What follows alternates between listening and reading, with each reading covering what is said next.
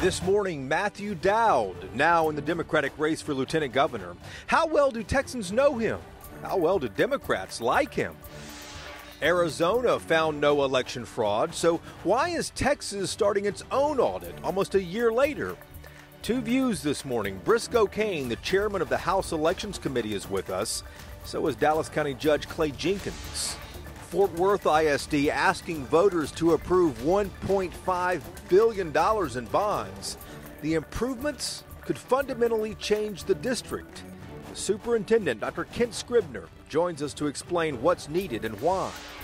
And Texas is more diverse than ever. So why are Republicans in the House drawing maps where majority white districts far outnumber Hispanics and blacks? Inside Texas Politics with Jason Whiteley starts now. Good Sunday morning to our viewers across the state. It is already October. We're almost a year away from the midterm elections. And here are some of the headlines that caught our eye over the last few days. There's now another poll that suggests Greg Abbott could face a tough re-election next year. Quinnipiac University released this one last week. It shows that a slight majority of voters, 51 to 42%, say Abbott does not deserve to be re-elected. But then there's this. Half of the same people polled say they don't think that Beto O'Rourke or Matthew McConaughey would make a good governor either. It's going to be an interesting year to come. Before the state Senate districts are even finalized, Republicans see an opportunity to pick up a seat. State Rep Phil King and Attorney Warren Norred from Arlington are running as Republicans for Senate District 10. Right now, SD10 is only Tarrant County, but the Republican-controlled Senate wants to add a number of rural Republican counties to the west to this district, which would give a GOP a majority there. Incumbent Democrat Beverly Powell vows to fight it to keep black and Hispanic voters from being disenfranchised. And Texas senators are frustrated that natural gas companies have not winterized their equipment yet to help prevent electric outages this winter. But here's the thing, lawmakers did not require that natural gas companies winterize. Instead, lawmakers wrote in a loophole letting companies, quote, opt out of weatherizing their plants by simply declaring that they are not critical infrastructure. For those watching the calendar, winter begins in less than 80 days. Let's begin with the so-called audit, though, of Texas election results last November. You've probably seen that Arizona just finished something similar. Arizona found no fraud, so is this one, here in Texas, anything other than politics? Our first guest is State Representative Briscoe Cain, a Republican who represents the eastern part of Harris County and who also chairs the Elections Committee in the Texas House. Chairman Kane, welcome to our program here. Let's start with this audit. Obviously, Donald Trump won Texas last November. You won your seat. Texas Democrats did not take the House like they had hoped. What do you expect this forensic election audit is going to find all these months later? I think the forensic election audit is going to find that Donald Trump won the election. But you make a good question. What is a forensic election audit? And I think by now people are starting to realize the Secretary of State, after they made their first statement, have since kind of come back and some would say, I might say, kind of backpedaled a bit and begun to define what it is. Essentially, what they're doing is things they could already do, things like risk limiting audits that are already done. So I'm not really sure of what's going to be revealed by this audit. Is this something you support? Absolutely. I of course support auditing our elections, not because I believe it would change the outcomes or something, but I do believe, and especially from some polling I've seen and from testimony I've received in the House Elections Committee, that people have doubts about their elections from both sides of things. And I think the more we can give people faith in their elections, the more likely they are to participate. There are some on the other side who say the whole idea of running an election audit, a forensic audit all these months later just kind of undermines the credibility of our system. What do you think about that comment? It's a hard thing to believe if having an audit that you trust in somehow undermines the credibility of the system. I don't know. Now, Should one be done anytime? No, I don't think we should go back and always question things. But right now there may be special circumstances. However, we should be careful on how we do it, depending on what the forensic audit is. For example, if it's a third party that is going into the software and equipment of our voting machines in Texas, right now under our current law, that would decertify those machines. Take Dallas County, for example, or someone up there that spent recently a few $100 million on auto equipment. All of that would have to go in the trash. So when we're talking about expenses, depending on the type of audit that is done, that can be really expensive.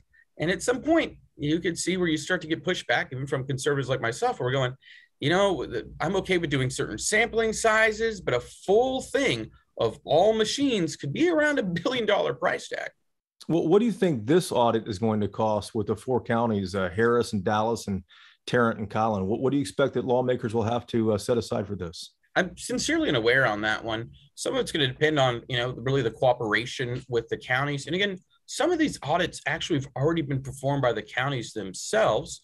And so I think it'll probably be pretty efficient. Again, it's going to depend on whether the Secretary of State's doing this really internally or whether they bring any third parties in. But as the code's been set out, the audit that they're doing is something that the counties generally automatically do. And so in a way, I guess we'll be double checking their homework. Yeah, well, let me explore that just for a moment, Mr. Chairman. Some of this has already been done by the counties because it's in statute. Is this a waste of time? Is this politics? What do you think this is?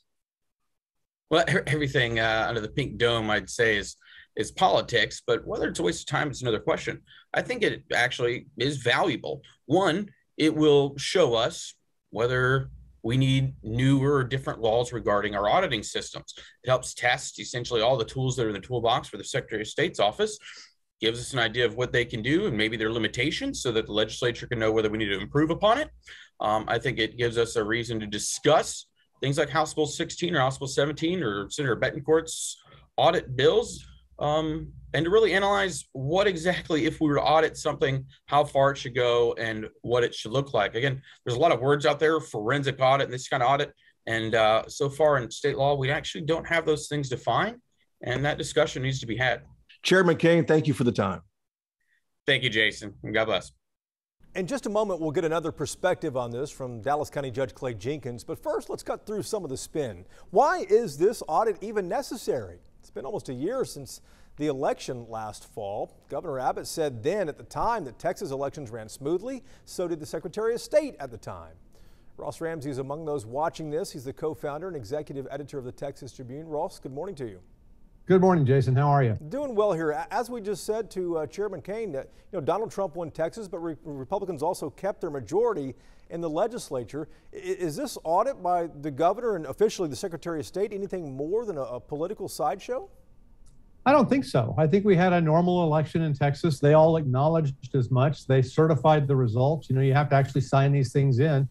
They swore in everybody who was elected, and that's all behind us now. It's a history exercise, but it's really a political exercise as we go into an election year. And the Republicans continue to raise questions about the whole process of elections. I want to switch off and ask about the U.S. Supreme Court beginning a new term this week. Abortion is obviously front and center. How soon do you think it might be before justices address this issue? I guess specifically the Mississippi case. I think it'll be this term, but you know, there's no real way to know. A lot of these cases kind of percolate up. You don't know at any given time which cases they're going to take and which questions they're going to consider. The Texas case is now in its first level, hadn't gone to appeals yet. I think the Mississippi case is probably the one, and I think it's probably this year. And I think this is probably going to be an election issue. Yeah, probably so. Ross, back to you in a moment. Thank you. Coming up, 4 big Texas counties are facing so-called election audits. What will that entail, and how will counties physically comply with it? One of our questions for Dallas County Judge Clay Jenkins. Fort Worth ISD asking voters to approve $1.5 billion in bonds, new schools, new stadiums, fine arts. But will improvements be spread out equitably across the district? We'll ask the superintendent, Dr. Kent Scribner. And if you want to stay up on politics during the week, subscribe to our podcast. Fresh topics, new interviews. It's called Y'all-itics. New episodes drop every Tuesday.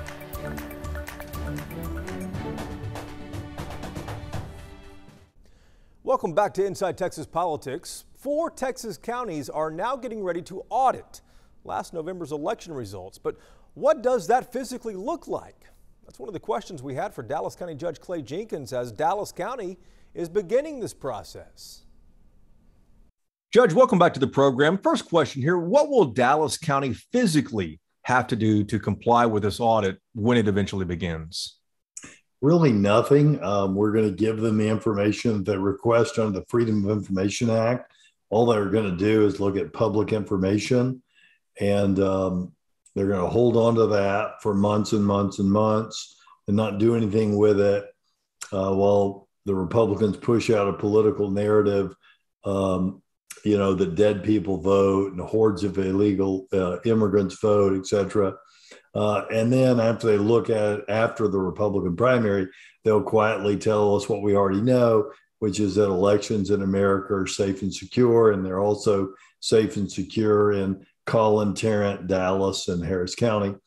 But the purpose of this is not a real audit. It's just to push a political narrative that there could be fraud, and therefore that justifies making it harder and harder for people in urban areas and young people to vote. So, Judge, they're not coming into Dallas County and taking apart the machines or examining the cards that the votes are cast on or anything like that? No, nothing like that. This is purely a political stunt. The Secretary of State's office says it's not going to begin this quote audit until next spring, as you kind of alluded to there. That'll be a year and a half since the November 2020 election, which is what the governor and Donald Trump are curious about, an election that he won, obviously. What do you think this is all about? This is all about politics. It's all about undermining democracy and undermining the public's faith in the vote to justify more voter suppression laws, making it harder for people to vote, to shrink the amount of time people have to vote, because what the people in power want is they want as few people to vote as possible, because that's how they stay in power. They're no longer trying to win elections based on the power of their ideas or based on their competency in governing. They're trying to win elections by stopping people from voting. I want to switch off here in the final moments and ask you about the political landscape for next year. Here we are in October, and we don't have a Democrat running for governor yet. Half the people surveyed in a Quinnipiac poll the other day said that Beto O'Rourke and Matthew McConaughey would not make a good governor. Is there someone you think that would make a good gubernatorial candidate for Democrats? I'm waiting to see who emerges there. I know this, the governor that we have now has failed us when it came to protecting our power pool. And Lord knows he's failed us on COVID. This governor is more interested in governing based on polls of what primary voters want to hear than based on science. And pandemics and viruses do not respond to polls. They respond to leadership and science. Judge, we appreciate the time. Thank you. Early voting begins in 2 weeks for the constitutional elections across the state. In Fort Worth, the school district there is about to ask voters to approve a $1.5 billion bond package. But what will all that money buy students? Our next guest is Fort Worth Superintendent Dr. Kent Scribner. Dr. Scribner, thank you for the time. The big ask for the bond is $1.2 billion for a new elementary school, modernize many more middle schools. Equity in underserved parts of the city is always the issue. Does this bond serve those areas? Well, we're very fortunate here in Fort Worth to be blessed with strong property values. And yes, this bond touches every corner of our 209 square miles. In 2017, we had a successful bond that addressed our high schools. This will focus on our middle schools and elementaries. We do believe that infrastructure is equity, infrastructure is equal opportunity, and we want all of our students playing on an even playing field across Fort Worth, but also when we compare ourselves with our suburban districts, our students deserve adequate facilities. Where would the new elementary school go? What part of town? Well, we've seen fast growth out in Benbrook and West Fort Worth. In the 2017 bond, we purchased property. So there would be a replacement elementary to address overcrowding at West Park Elementary. But our thought was, instead of simply building new schools where the new homes and new growth is, in addition to that, from a perspective of parity and equity, we wanted to do replacement elementaries in our more needy communities, and in Stop 6, in Eastern Hills, and some pockets of South Fort Worth. We've had success before building a new school on the same footprint of an existing older school. These communities have not seen new construction at the elementary level in decades, and we believe that is a necessary step toward greater equity and, again, evening the playing field. Prop C and D asked for almost $200 million for stadium improvements and for recreational improvements. Again, that sounds like a lot of cash. What specifically are we looking at spending that money on?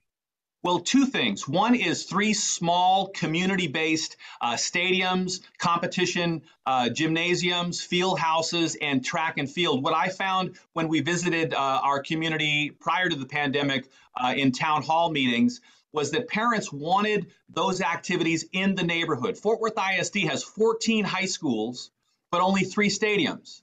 So what we want to do is create smaller stadiums that are more intimate with regard to the crowd and community events, embedded into the neighborhood, spread out around the community. One of our parents said, when we play a home game at one of the larger central stadiums, it's farther than when we play an away game at a neighboring district. It's farther for parents and community. So we want to provide that access. When I came to Texas a few years ago, they told me Friday night lights was important. With 14 high schools and 3 stadiums, we have Friday night lights, but we also have Thursday night lights, Friday night lights, Saturday afternoon sunlight, and Saturday night lights. We want an opportunity so all communities, again, are on an equal footing, have equal opportunity to great community events. All right, Dr. Scribner, thank you for the time.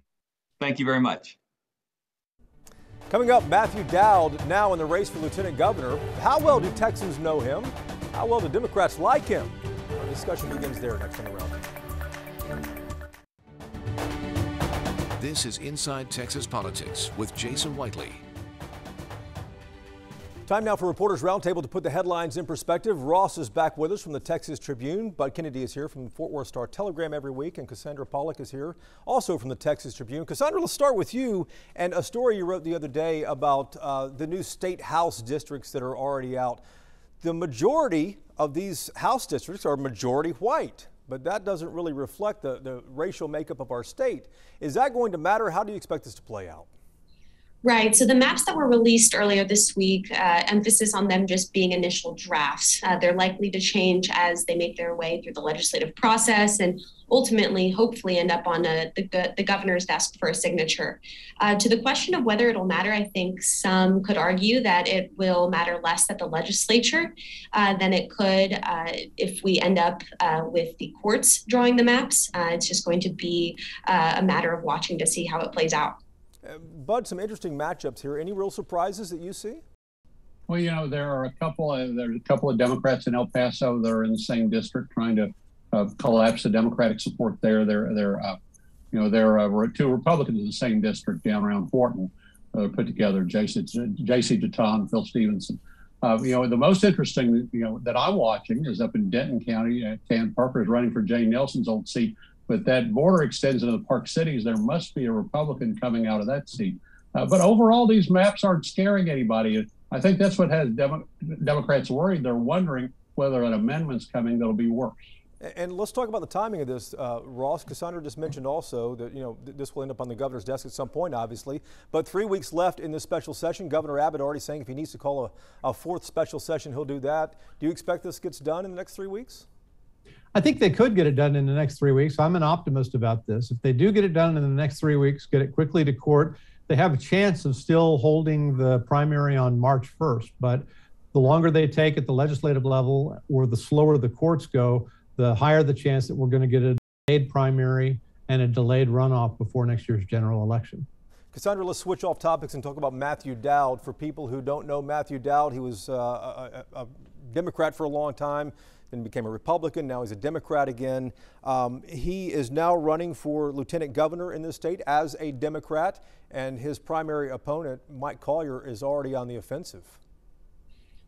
Right. One thing Dowd doesn't necessarily have to his advantage, especially for comparing him against Mike Collier, is name ID. He hasn't run for public office before, so voters may not be as familiar with his name since it has not been on the ballot before. Mike Collier, as you mentioned, another Democrat who I think is entering the race at some point, has run for lieutenant governor before. He, in fact, came within 400,000 votes of unseating Dan Patrick in 2018.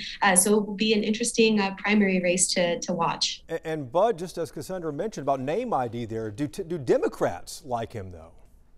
Well, Democrats really don't know much about him. Dowd's been running a country over party policy, and we'll see what Democrats think of that. The real barn burner to watch is the Attorney General's race between Jaworski and Lee Merritt. That's a race that's going to draw out some money and might draw out a contender who will give Ken Paxton a run. Ross, final thought on this one. I think you've got two candidates who aren't really known well enough statewide. They've got to raise a lot of money and they've got to get their names out there. Collier has run before. Dowd's been on TV a lot. We'll see how it goes. But I think the real race in the lieutenant governor's race is the general election. And quickly, let me ask you this, Ross. Does a competitive primary race for lieutenant governor help or hurt Democrats? It helps to organize your party if you've got races that attract voters to the polls. Right now, the Democrats are kind of scrounging for that. A race like this might get them organized a little bit earlier than they would be if they have to wait. All right, good deal. Ross, thanks. Bud, appreciate it. Cassandra, thanks for being here as well, too. We thank you for watching. We're back again next Sunday to take you inside Texas politics and hope to see you again. Have a good week.